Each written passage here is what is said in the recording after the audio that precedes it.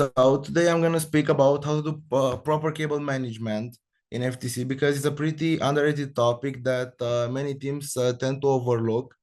But I think it's very fundamental for any team to know how to manage the cables, to manage their cables properly.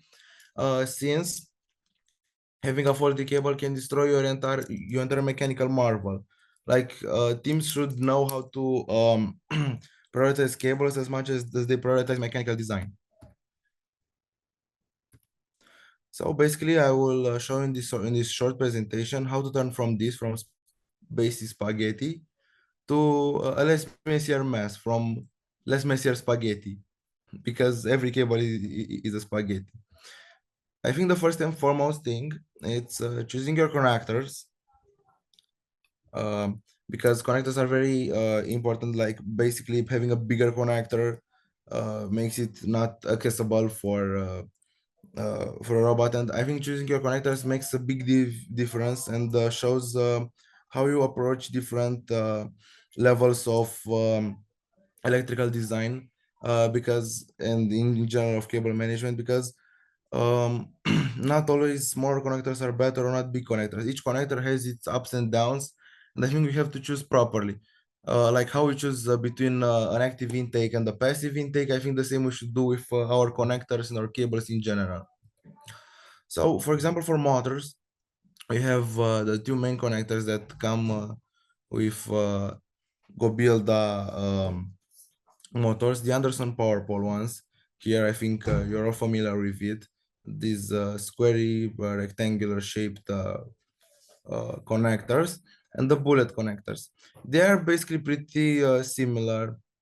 I listed some similarities here, like the bullet connectors being slightly expensive, being you can make them yourself without having some pretty heavy soldering skills.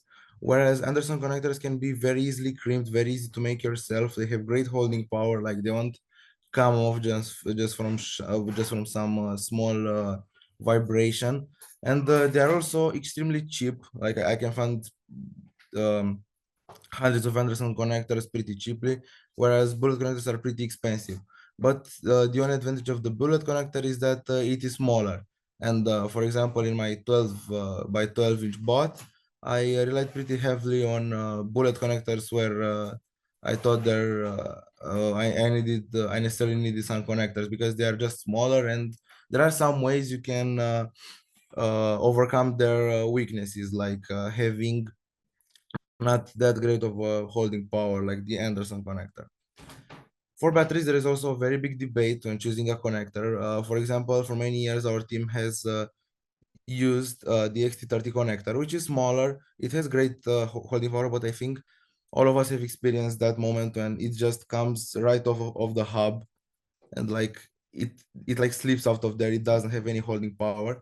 It is very hard to it is harder to solder some new wires into an XT30 connector if it breaks, but they are pretty reliable overall. Whereas the XT60 is also is almost like 4 times the size of the connector, but it has incredible holding power. Like believe it or not, on our robot, for example, we can turn our robot upside down and the battery will still hold just in the connector because it is an XT60 connector. And also it's pretty easy to solder because it has very big terminals. So for example, our team this year used only XT60 connectors for all our batteries because we thought they were because okay, we have a robot, but not everything has to be small in a small robot. And I think the reliability that these connectors offer is the best thing we could ask for. Also for batteries, there are also two more connector choices. Also the Anderson power pole, which I already talked about, which is uh, medium to big size. Like it's not the smallest, it's not the biggest. It has great holding power. And the Tamiya connector, which I don't know about you, but I personally had pretty bad experiences with Tamiya connectors. Like they don't have weak holding power because of their clip here, but the cables just tend to come off. But they're pretty easy to clean. But I don't know. I won't recommend them actually. But it's good to know what choices you have in terms of connectors. I'm gonna talk about a bit how to secure your connections because for example, it is the most notorious that in servo connections, in those DuPont connectors, they tend to come off pretty easily, like they come off almost instantly. So for this, I propose two main solutions: having a zip tie or using a servo connector clip. That, for example, go build a server you can find on AliExpress or Alibaba. They're both pretty easy to remove, except the zip tie you have to constantly cut it off and put a new one. But they have extremely great holding power and they are pretty small. Uh, yeah. So what I want to add here is look how many choices you have to have in your head when doing your wiring. That I think many teams tend to overlook. They just take what's there for them, and they don't really think about, oh hey, I could be doing this. I could be doing that. So I think that in this category, doing your cables properly is almost as important as doing your outtake or intake properly. Now I'm gonna talk a bit about, is soldering a good idea? Like making the cables all by yourself and crimping them all by yourself, or should I just buy prepackaged? Well, usually for the most part, I think all the teams should learn how to solder because it's pretty annoying if you have to buy a new cable or an entirely new battery. If, for example, one of your XT30 connectors comes off and um, and it just comes off and you need to buy a new one, and it breaks. So I think it's great to have at least one man in your team that knows how to properly solder cables because they can come in handy, and especially in competitions when you don't have a lot of time to repair a cable, you can easily just solder it back if it breaks or if it's cut loose or anything. But there is also a downside for soldering your cables. They are more rigid, so usually the point where you solder usually breaks again, and it can be a little bit dangerous because you can burn yourself pretty easily when soldering, or you can do an improper connection and you can actually do more harm than good because you think, oh hey, I soldered this, so this is a safe wire. I can use this wherever I want. And then when you check on it again, oh, it broke, and I lost a lot of time because I thought it was good without it actually being good. Also, talking about using DIY connectors or pre-made cables, um, I usually recommend people to DIY their Anderson connectors or everything that is crimpable except their servo connectors, because those are very, or their sensor connectors, because those are very hard to put properly, and 99% of the time they will come off pretty easily. Like for example, I have 4 years experience in soldering and crimping in FTC, and I still can't guarantee 100% that all my servo cables are going to stay in place for their entire duration of life, because the way they are made in the factory is just better. Like there is nothing that can top it off when it comes to servo cables or encoder cables or things like this. Whereas for something like a battery connector, an XT30, an XT60, or an Anderson connector, you can pretty easily make them yourself because they are very big and they're pretty hard to screw up. Now I want to talk about the thing that this is the question I had in mind when making my robot this year, for example, because I knew I wanted to make a very, very small robot. And I thought about this and I made some notes. How should I approach my wiring? So I think I thought of the three things that any wiring should have. It should be reliable, modular, and easy to understand. What do I mean by this is just, if I want to make a system, like for example, if I want to change my entire arm, I have to have connectors in the right places so that I don't have to spend 2 more hours just doing and just redoing the entire wire management because I wanted to change the system.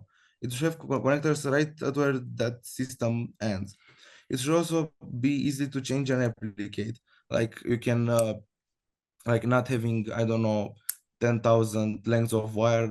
What I mean by this is like having a wire that is 200 millimeters long, and then one that is 300 millimeters long, and then one that is exactly 305 millimeters long. Like try to make your wiring as easy to replace as possible. Like all the wires should be, I don't know, know, three 50 millimeters long, I don't know, for a system. So that when one breaks, you can have spares already made up for it, so that you can change them pretty easily. And it should also be pretty robust and tidy. One thing I see a lot in FTC teams is just they use, I don't know, for an extension that only needs like 20 centimeters of wire, they use 1 meter of wire, and they bunch all that wire up, and it becomes, I don't know, it is just dead weight basically, and it just asks to be cut off. Like just use a smaller wire, and you should use an appropriate size wire every time you have the opportunity. One concept we applied this year a lot in our robot is the concept of cable layering. What do I mean by cable layering? Cable layering is just, think about it. When you have your robot, right? You have your hubs and everything. Where should you want to have your power cables? The ones that shouldn't really break a lot, you know? Where this is the concept that we taught, like is showed in this drawing. We've read our power cables are at the lowest level because they break very hard, and we don't really change power cables unless we do a full rebuild.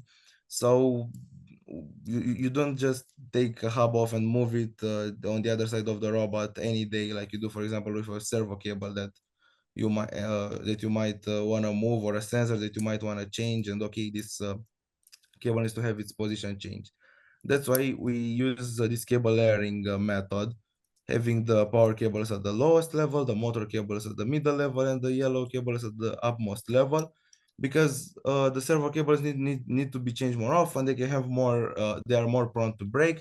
And also, if you want to rebuild an entire system, you don't have to take the entire wiring off. You just take the upper layer off and replace it with the appropriate size cables.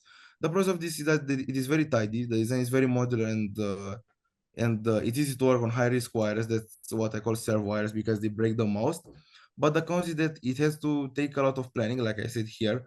Like for example, in our 12-inch swerve, it took us 2 weeks only to do the cables and wiring, nothing else. Like no mechanical design, no nothing, just planning our cables and wiring in CAD or just in paper, just planning cables and wiring so that they are very tidy and very easy to replace. And the only downside is that if one of our lower level cables breaks, like for example the power cable, it is very hard to change it. Whereas if you had all of them bunched up, maybe it would have been easier to change it. But I think the pros far outweigh the cons when it comes to having an approach like this, having your cables layered. Now, another thing I want to address is how to think about your cables. I like to think of them just like how I do with mechanical designs. Like, think about it. Would you want to have an arm that has, I don't know, 5 points where you can break very easily, or just 1 point that you can easily change, or especially no points of breakage? But I don't really believe that there are mechanical systems that have no points of failure. So that's how you should approach your wiring, for example. Like, look at this cable. What is the purpose of having so many connectors, and especially having a smaller cable like this?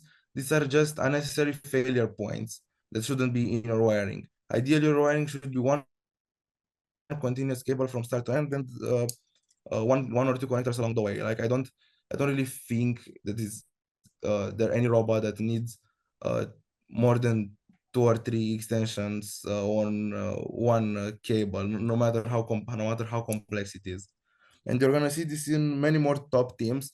They usually, I've seen many top teams. They just go one servo connector in the hub and the servo itself, no other connections.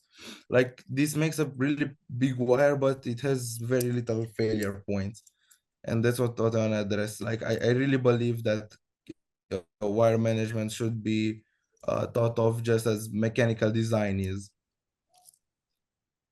and it really shouldn't be overlooked because many teams overlook it and they have to pay for this. Like, in comp, you just go, oh, why doesn't my server work? And you see the severed cabled off after 30 hours of after sorry 30 minutes of digging through your cables, and after your match is already done. And it is a painful feeling because it isn't like a it isn't like an arm or an intake that you very clearly see, oh, this broke here, oh, my axle broke, my 3D printed part broke. No, these are very subtle things, and you don't want to have broken cables in a high risk in a competition, especially, I don't know, a regional or something that is official. Okay, and this concludes my presentation. I want to thank Technibots for inviting me to the presentation, and now I'm gonna answer your questions if you have any in the chat. If people want to ask me any questions, I'm open for them. Like, Okay, great. Thank you so much. okay, So we have one question in the chat. How do you recommend running wires throughout the robot? I assume it has to do with placement and orientation of the hubs. I've seen teams put the hubs on a belly pan to keep wires from being seen. well, this is a very great question. I think there are two main approaches for this: putting your hubs on a belly plate, or putting them side to side, looking at one another. I think these are the two most prevalent and efficient ways of orienting your hubs. And by running your cables to the robot, either if you're using a GoBuilder system, you can go through those 14 millimeter holes really easily. And I really suggest it. Every time you can route your wires through there, you should, because they are much safer there than on the walls. And if you go for a custom design, I suggest you, I cannot stress this enough. If you're going for a custom drivetrain, always remember to make holes for your cables. This is the thing that people forget the most, and it costs them the most, because you have your entire robot ready and you just go, okay, so I should do the wiring now. Oh wait, I don't have holes. Oh wait, the intake is the wire. Oh wait, the outtake is the wire. Everything has the wires. Everything hates the wires, and you go and drill the holes yourselves. And yeah, that's why I think like you should plan it in advance a lot when doing cables. Great, thank you. So I actually have a question. How do y'all wire manage like linear mechanisms? For example, like horizontal slides or vertical slides? Where for horizontal and vertical slides we have two main approaches. For horizontal slides we use scissors, like scissors, because they are very reliable. But they can add some weight to the slides. And for vertical, we use our inserts, like the inserts that hold our string. We attached a zip tie to the place where the bearing goes, and we attach the cables through there. Like they actually behave like the actual string, but I don't know, it expands a little more. Like that's the easiest way to make them not tangle themselves. Think of Okay, them as the actual string. nice. Thank you so much. Does anyone else in person have a question? Any in person? Yes, I've seen some questions here.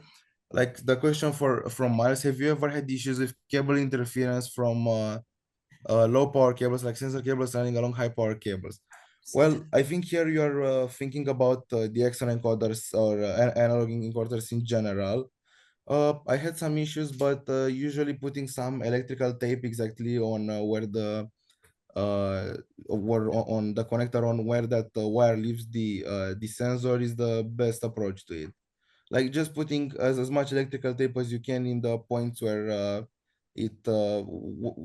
when the cable when on the points where the cable bends, you should put as much electrical tape as possible, so you can minimize interference, because usually interference comes along in the points where the wire bend the most. Another question I see here: we struggle to identify the actual wires. Any advice, like left motor from right motors? Well, yeah, I actually have a very good advice for this. We usually, for example, for our drivetrain, we buy different colored zip ties, and we use that. We know that zip tie is the left motor, the left front motor. Other thing you can use, you can use uh, small pieces of colored electrical tape to identify them. Or if you have access to it, you can actually use some small pieces of paper that you can write the name of the motors, like RB, LB, if we're talking about chassis. So it's pretty easy to identify them. Other than that, I think that just having them pretty separated, or at least trying to separate them by system, like having all the servo wires from your outtake on one single sleeve, or braided by I don't know, or just bunched up by one by the same zip tie. What I mean, I think all the cable, like all the servo cables in the outtake, should be bunched together and not bunched with any other servo cables, so that it is easier for you to identify at least the system that the wire is coming from. Have you implemented any EMF reducing techniques enabling to help reduce EMF related? By this you mean electromagnetic, like this is from static electricity, I think. Well, we have a couple of methods. Like for example, all the ports in our hubs that are exposed are have electrical tape on them, and also all of the USBs, because the USB cable doesn't really go till the end of the hub, and some metal still gets exposed. And in general, letting as little exposed metal from the wires as possible in any connector is the way to go if you want to reduce electrostatic discharge. Okay, thank you so much, Adrian Well, from RoSophia. wait. For all the remaining questions in the chat, you can just reply to them in the chat, and then we can get all their questions answers. Let's give RoSophia a round of applause for that amazing presentation.